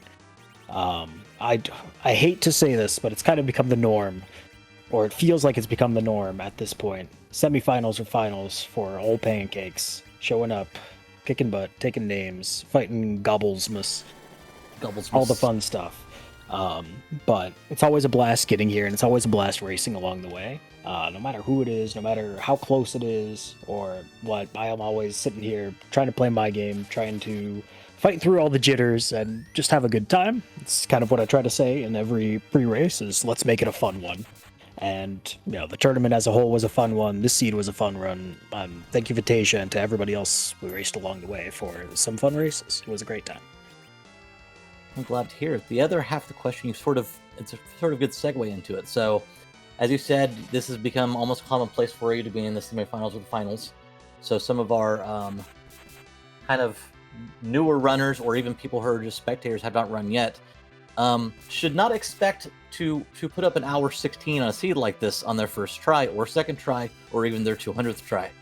What words of encouragement could you give to let everyone else know that, hey, this isn't about putting up the lower time, it's about going out there and having fun and enjoying a revisit to a nostalgic era? That's the whole reason I got into this game. I found the Fabu Gauntlet semifinals match between Rivers and Moonblaze Wolf. I think that was going on. Showed up on my Twitch recommended page. I walked up, I'm like, hey, I like FF4. That's a game from my childhood. And so I pulled it up. And a couple weeks later, I joined the Discord and started messing around. And if I scroll through some of these seeds that I have here, I played some of my first seeds in the beginning of May, and they were on average about 3.5 hours. Yep. It right. takes time. Sounds about right. Yeah, I jumped right into like URC, LRC, so there were a couple of them that were 4 hours plus. We don't talk about those seeds anymore. Yeah. But the biggest thing is, it's just, you don't even have to play with a timer. You don't have to play to race. If you'd like to, sure, we have a ton of resources. Come and chat. I'm always open to pick my brain. We've got a whole bunch of clubs to jump into some of the racing scenes and the like. But ultimately, we're messing things up in a, how old is FF4? 30-year-old game? And trying to reimagine things in a fun and exciting way. And 33, I think almost 34 years old now. Oh God, it's older than me still. No, not older than me, but we're not talking about that. Next question, please. But it's been a blast so far, and it's, every seed is a different experience. Every little thing just keeps you coming back, and so you don't have to play. If you get stuck, ask a question and play with whatever settings you want. We're gonna have a whole bunch of new ones coming soon, 5.0. Yeah, we already had a lot. I said earlier, there were so many more. Yep, and the biggest thing is, like, if you're looking to get into that improvement, at getting into the racing scene and the like, best thing you could do is just ask questions. That's, in my experience, has always been the community's greatest strength, is helping out people. If you're stuck, if you've got a tricky thing, post the seed. A ton of people will run it and chime in and be like, yeah, people will run it with their VODs. If you race alongside somebody, pick their brain in the post race. Why did you do this? How come you did this? How did you get through this? I played through a gauntlet of people in the lead up to ZZ3, racing against Penguinator and Dia and Possum and Inven and a bunch of just big names over and over again, and getting, beat up like 70% of the time, but always asking those questions in the post race, like, hey, what's going on? And slowly absorbing that knowledge through tens, hundreds, I won't say thousands, we're probably there though, all those seeds. It adds up over time. And so yes, it does. Ask some questions, get some answers. They may not always be clear, and sometimes the answer will just be because the vibes felt right. But we see what we can do. We definitely appreciate your time and definitely appreciate your advice there, xPankraz. So, GG's once again. Congrats on your victory here in the finals, as we're actually joined by Vitasia. So, enjoy the rest of your evening, xPankraz. Thank you so much. Hey, thank you. Glad to be here. Thank you again, Vitasia, for the race. GG's. Thank you all for putting on the restream. Antidale behind the scenes. Sniper with the tracking. Rex and Xeno on comms. Appreciate you all. Appreciate everybody else who put on stuff throughout the tournament. Hopefully you all have enjoyed what we, the event team, have cooked up this time, and look forward to what we do next. Thank you all. Awesome. Thank you. Take care. And GG's, Vitasia. Hey guys. For you this one, but sometimes you just have to choose to do the gauntlet. Well, I didn't even know the gauntlet was there. That's fair. I made a decision kind of at the very beginning of this race, and knowing this matchup and knowing xPankraz is xPankraz, and and just knowing that it's not an insult to say that I am not as skilled of a pure route runner as he is. I went into this race knowing I would be making some strategic decisions at certain points in time. So noping out of the Cave Bahamut, I'm like, everyone wants to do Cave Bahamut. I'm going to make that gamble. Doing the early top of tower play. Yep. Not doing any of the chests in Eblin Castle was kind of one of those strategic plays. I mean, all you missed out on in Eblin was an X-Gal. And a Artie Bow. That was it. Well, you got the Artie Bow, yeah. Yeah. The only thing of value in any of the monster boxes was an X-Gal, so you were fine there. Well, I did pick up... So, admin armor. Yeah, in lieu of the monster boxes in Eblin, I really like the monster boxes in the tower. So I told myself, if I have any excuse to do, even if it's just top of tower, I'm going to open anything that's within like 5 or 6 steps of the normal path.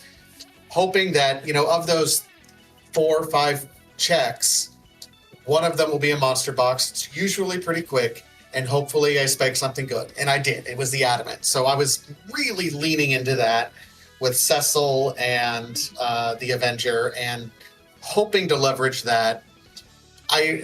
So I think that certainly was a good play on that part, but it's really, really hard to overcome noping out of cave value and then full clearing the rest of the blue planet.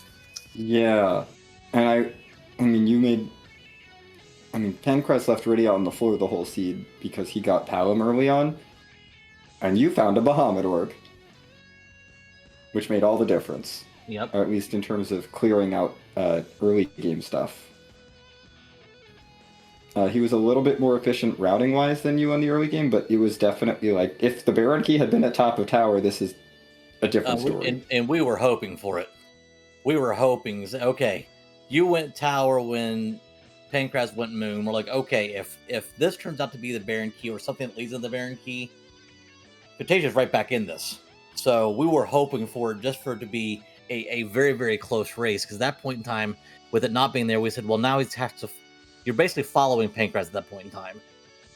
So the other thing was, you went top down for the moon. Was that to try to stave off feeling behind, or was that just a decision you made early on? What made you decide to go top down? So I always go top down, in part because, especially in this flag set, I didn't have 12 key items. So it just feels like, hey, I'm only going to walk once and kind of do that.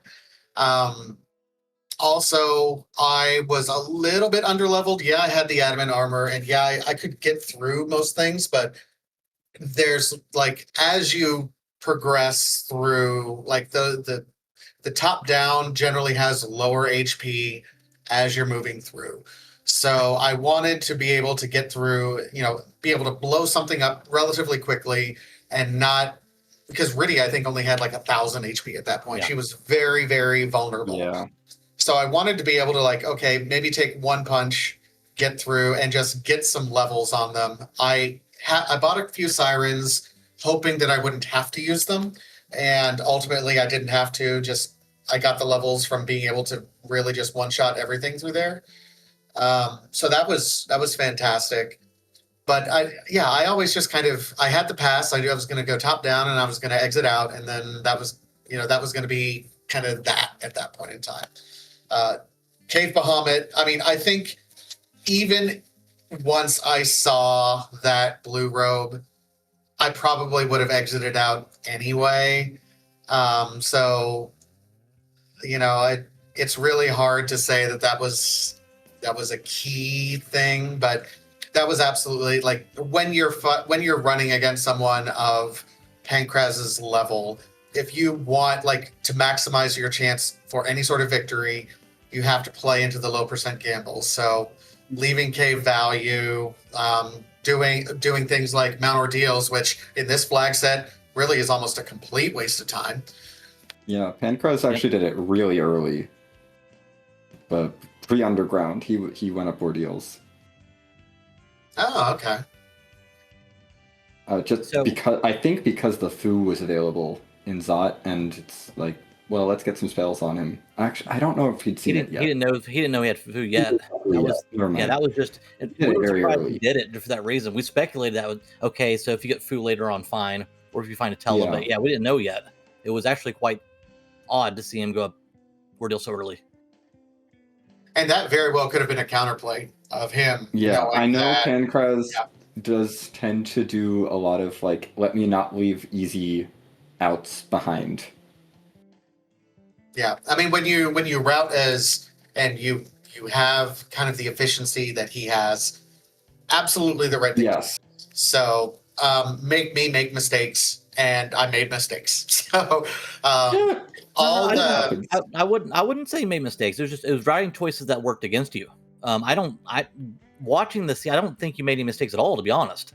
There were not many. It was routing choices. Wasn't anything like really big as far as like mistakes from your perspective. Yeah, they were guesses, they were gambles. They were guesses and gambles that did not work out. Exactly. Yeah, and that's what you got to do when you're in the finals of a race. So that is just how randomizer running works. It happens. It really is. So, but all credit goes to Pankraz, just a fantastic runner and someone who pushes me to get better every single time. I cannot believe I'm in a finals race. That should never, ever happen. I am not that good. But now I get to lean on MJ Dave and Judge Joe later this week and hope that they bring it all home, because if we're going to win this tournament, it's up to them. So I will leave you with the two forked questions I gave Pankraz before he took off. Seeing as how this is obviously the finals, it's your last race in this tournament. How did you feel about the tournament overall? Did you enjoy it? What did you like about it? How was your experience? I mean, I enjoy these particular flag sets overall. I think there is if you listen to a lot of the conversation in the community, it's very frequently, I would say, more static than some of the other flag sets. It does feel like find your darkness, go to the moon, clear that out, kind of go. It's not really like clear 100% sorts of seeds. There were lots of things that neither Pankraz or I, I'm sure, touched. We didn't touch the harp. I didn't find a single tail. I don't know if he found a tail anywhere. Pink tail behind Antlion at King. Oh, right. Yeah, okay. So I saw a tail. By that point in time, it was done. Yep. But I really do enjoy these particular flag sets, and I love team formats because it does encourage the community to kind of get out there and interact with one another. And I think being in a community, in this community, is one of the best parts about being in free enterprise. So anything that gets us out there and talking to one another, I really, really enjoy. And so that's fantastic. I doubt the next tournament is going to be, a team tournament. We might be burnt out on that, but I really enjoy it. Yeah. Well, that kind of is a great segue into my second question. And you were talking about joining the community, having such a great community to work with and race with. To all of our viewers who may be very new or may not have dipped their toe in the water yet, or purely spectators, your hour 28 is not even a bad time at all. In fact, it's a super speedy time for those people who may be just starting out. So what words of encouragement or kind of level setting expectations can you give them to kind of invite them into the community? What would you say to them to get them on board?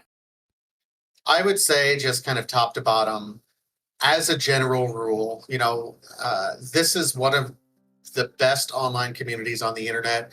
We love helping people. If you ask questions on the Discord, there's 1,000 people who are ready to answer your questions. Jump into anyone who's doing a stream. We're happy to help answer questions on those, or just kind of be around. The biggest thing, especially if you've never done any sort of randomizer or any sort of speed running, is there's a degree of failure that you have to build up a little bit of a thick skin for, and you have to learn how to manage your emotions, because you're sweating a lot, and you can get really frustrated because things don't go your way. Take your lumps. You learn more from losing than you do from winning. And it's a lot like kind of any sort of competitive environment like that. Absolutely learn what you can. Jump into these asynchronous races. I'm sure club season is getting ready to come up. Jump into a club and just don't be afraid to ask questions, because this community is more than willing to answer those questions for you.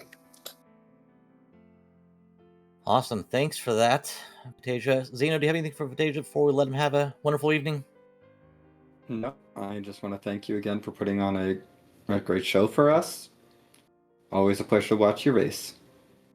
Appreciate it. Both Zeno, Rexel, thank you both so much for doing commentary. Rowdy Sniper, Antidale for the behind the scenes work. Pankraz again for kicking my butt. I'm going to love watching this back to learn something, because I'm always learning as well. And everyone else in the community. GG's to everyone. Have a great night.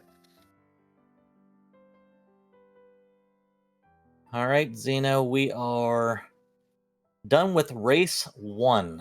So Yeah. Hitting Squirtles has a 1-0 lead heading into race 2 of the finals. What are your final thoughts of tonight's race? Oh my goodness. That was, it wasn't particularly close, but it was close for a while there. And sometimes and to have the best chance of success, you're not going for the close race. You're going for it's a win or a loss, and you got to be a little bit bold. I do want to shout out when those other two races are happening. Our next race is at about 9 p.m. Eastern, so right around, we'll be starting right around now, but on Friday, August 1st. And then the third race in the series is also already scheduled, and will be happening same time on Saturday. I would expect both of them to be restreamed right here on the Free Enterprise channel. You can always find the latest updates in our Discord, but my expectation is they'll probably be right here on Free Enterprise. In the meantime, we're going to be sending y'all over to Speed Gaming, who is doing, I believe, what exactly are they doing? They're having a grand old time. They're doing some Z1R. So we'll be sending you all over that way.